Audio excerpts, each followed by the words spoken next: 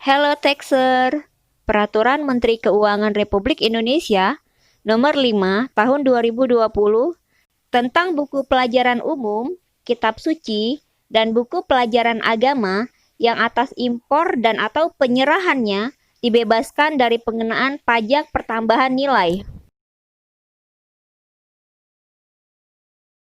Peraturan Menteri Keuangan ini untuk melaksanakan ketentuan pasal 5 Peraturan Pemerintah Nomor 146 Tahun 2000 yang telah dirubah dengan Peraturan Pemerintah Nomor 38 Tahun 2003.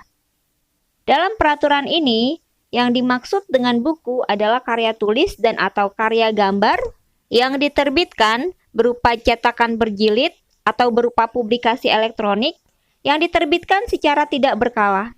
Atas impor dan atau penyerahan buku pelajaran umum, kitab suci, dan buku pelajaran agama dibebaskan dari pengenaan pajak pertambahan nilai. Orang pribadi atau badan yang melakukan impor dan atau yang melakukan penyerahan buku pelajaran umum, kitab suci, dan buku pelajaran agama dibebaskan dari pengenaan pajak pertambahan nilai.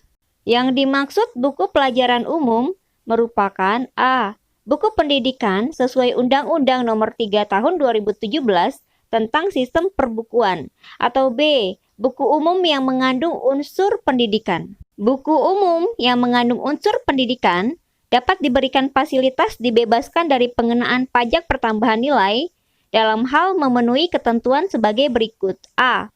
Tidak bertentangan dengan nilai-nilai Pancasila. B.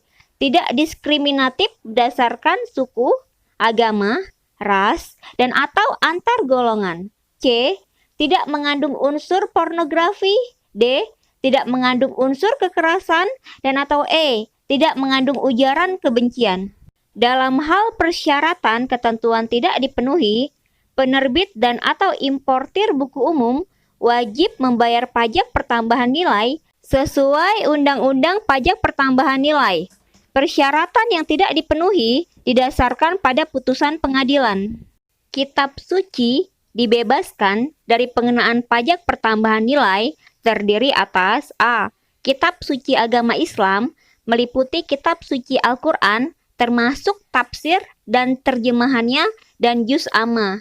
B. Kitab suci agama Kristen Protestan meliputi kitab suci Perjanjian Lama dan Perjanjian Baru termasuk tafsir dan terjemahannya. C. Kitab suci agama Katolik meliputi kitab suci Perjanjian Lama dan Perjanjian Baru termasuk tafsir dan terjemahannya. D. Kitab suci agama Hindu meliputi kitab suci Weda, Smriti, Shruti, Upanishad, Itihasa, Purana termasuk tafsir dan terjemahannya. E.